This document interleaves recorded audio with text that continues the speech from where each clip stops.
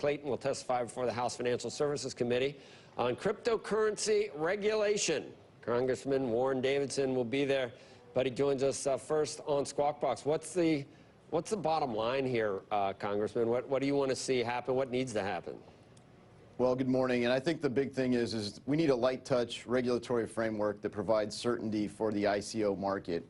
The SEC has started to weigh in. Just last week, Bill Himman communicated that Ether was considered a commodity, not a security. And so there's been some concern as the SEC started to regulate that everything starts looking like a security to a securities regulator. And you know, we want to make sure that the United States capital markets stay strong and vibrant, and one of the ways to do that is provide regulatory certainty. So how would, what does a light touch actually mean? It would be under whose purview? What would, you know, what would it look like? Is it still sketchy in terms of what the final product should look like? Yeah, so we still haven't put together the first draft, but we've worked with people across the industry, including regulators, in terms of how should this take shape so that it drives capital. Right now there's a concern that there's regulatory arbitrage going on, where launching an initial public offering is more complicated and expensive, and essentially companies are doing white papers instead of securities offerings, and they're essentially selling securities. That's led some to be incredibly concerned about fraud, and there has been fraud in the market, so we have to protect consumers. And then some are concerned about things that start trading more as a currency, and the Bank Secrecy Act, AML, Know Your Customer provisions that make sure we protect ourselves from you know, illicit uses.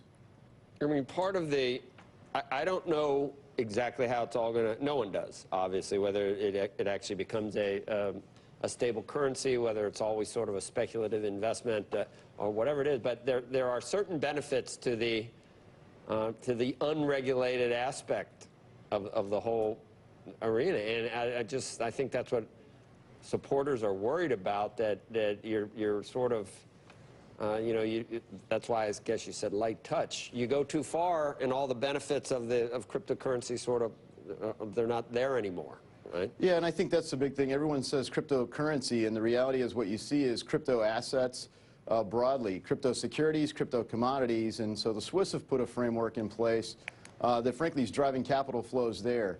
And so there's certainty. In the U.S., there's a concern that we're going to have this disparate patchwork of court rulings that doesn't provide a coherent whole. And so we want to protect that market.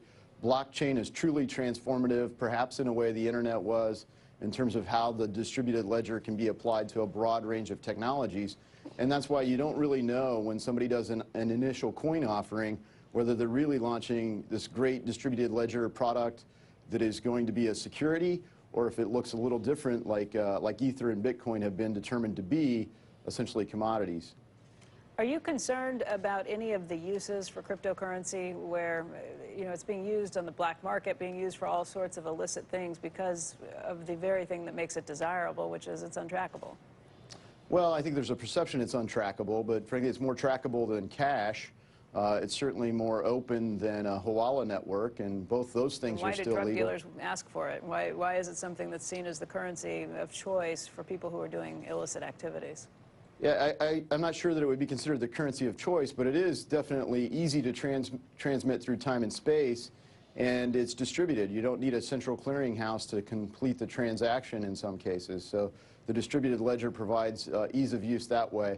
But if you look at how cases like Mt. Gox have been solved, there are ways to trace who is the beneficial owner once you exit the ledger. And then there's ways to incorporate what kind of traceability is in there. And Bitcoin was launched in a way where it's more anonymous by design, but you know, should certain types of transactions be structured that way?